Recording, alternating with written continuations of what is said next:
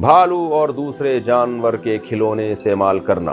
ہم اپنے بیٹے کے لیے اسٹف ٹوائز استعمال کرتے ہیں جیسے بھالو وغیرہ، شرعاً اس کی کیا حیثیت ہے؟ کیا یہ گھر میں رکھنا جائز ہے یا نہیں؟ فیضان صاحب کراچی سے۔ جائز نہیں ہے۔ تصویر جو اس پر تو نبی صلی اللہ علیہ وسلم کی بہت شدید وعیدیں ہیں، تو بچیوں کے لیے گڑیا بعض فقہا استعمال کی اجازت دیتے ہیں، لیکن اس میں بھی مضبوط اور مدلل جو موقف ہے، جو امام ابو حنیفہ کا موقف ہے، وہ یہ کہ بچی کے لیے گڑیا کے استعمال کی بھی اجازت نہیں ہے۔ پوری شکل بنی ہوئی ہوتی ہے۔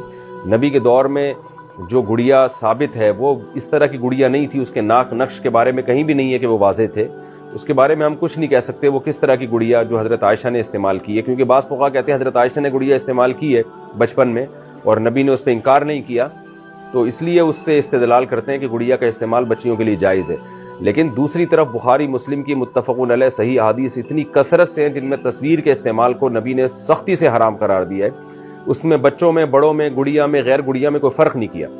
تو وہ جو روایت ہے جس میں آتا ہے کہ گڑیا استعمال کی، اس کے بارے میں ہمیں معلوم نہیں ہے کہ اس کے چہرے نقوش واضح تھے یا نہیں تھے۔ ظاہر ہے اس دور میں تصویر سازی نے اتنی ترقی تو نہیں کی تھی کہ بچوں کی گڑیاؤں کے لیے بھی بہت خوبصورت ڈال بنائی جاتی ہیں جیسے آج کل بنتی ہے، اس لیے اس بارے میں راجح قول یہی ہے، حنفیہ کا قول ہے کہ بچیوں کے لیے بھی گڑیا کا استعمال یا ان کھلونوں کا استعمال جائز نہیں ہے۔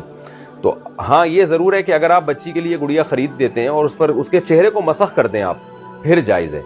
تو بھالو وغیرہ اگر آپ لیتے ہیں تو اس کا چہرہ بگاڑ دیں کسی طریقے سے جلا کے، یا اس پہ کوئی اس کے آنکھیں نکال دیں آپ، ناک تھوڑی سی کاٹ دیں، تو اس کا چہرہ جب مسخ ہو جائے گا تو پھر اس کھلونے کا استعمال بچوں کے لیے جائز ہوگا۔ میں نے ابھی بچی ہماری بھی ضد کر رہی تھی، ایک گڑیا کے پیچھے بہت زیادہ پڑی ہوئی تھی، گڑیا چاہیے، تو ہم نے بھی لے کے اس کو مسخ کروا دیا اس گڑیا کے چہرے کو۔ تو بچیاں ڈال سے کھیلتی ہیں، ان کی نیچر ہے، ان کی فطرت ہے، تو اس کا طریقہ یہ ہے کہ ڈال کے چہرے کو خراب کر دیں آپ، تو بچی کی ایک چاہت بھی پوری ہو جائے گی اور شریعت کے مسئلے پر عمل بھی ہو جائے گا۔